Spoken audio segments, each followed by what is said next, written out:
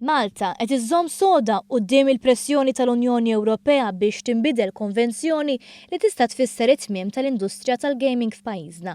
Industrija li fl-2015 ikkontribwixxi tal-11% tal-prodott domestiku gross ta' pajjiżna, ħadmet madwar 8,000 persuna u ħalliet ma' 700 miljun euro fl-ekonomija.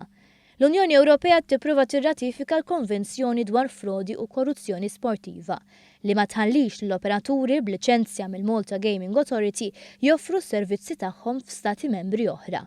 Ħafna mill-kumpaniji tal-gaming reġistrati Malta u li operaw minn pajjiżna għandhom ammont sinifikanti ta' klijenti minn stati membri oħra li jilabu l-flus fuq avvenimenti sportivi barranin, għalhekk b'daqqa ta' pinna dawn kollha ikollhom jalqu.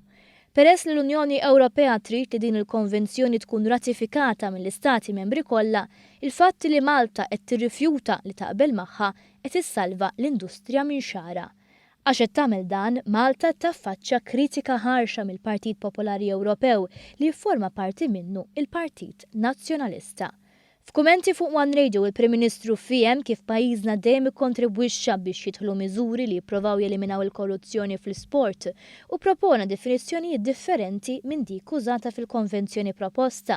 Iżda din il-konvenzjoni tagħmel ħsara kbira għal pajjiżna. Ġifieri kull min qed jisma'na u li jaħdem ma' kumpanija tal-gaming li kieku aħna nagħtu l-permess biex il-Kummissjoni Ewropea timxi l-qudiem u aħna l-unika pajjiż li qed jiġġezzjona il-ġob ta' dak il-persuna tkun qiegħda fil-periklu.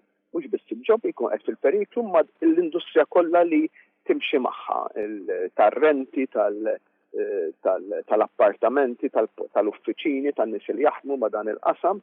Fid-dawl li l-ikbar kritika ġejja mill-Partit Popolari Ewropew illi minnu jagħmel parti l-Partit Nazzjonalista, il-mistoqsija naturali hi x'inhi l-pożizzjoni tal-Kap Nazzjonalista Simon Busuttil. Nixtieq nittama li l-kap tal-Oppożizzjoni joħroġ ilna jgħid jekk jaqbilx mal-IPP illi pajjiżna għandu iċedi għal din il-pressjoni u jiffirma dil-konvenzjoni li tipperikola l-qasam tal-gaming jew jekk jaqbilx mal-Gvern Malti u allura ma jaqbilx mal-grupp politiku tiegħu illi tant ċabsaqlu ħappjaċir bih din il-ġimgħa illi nimxu dan ir-rigward.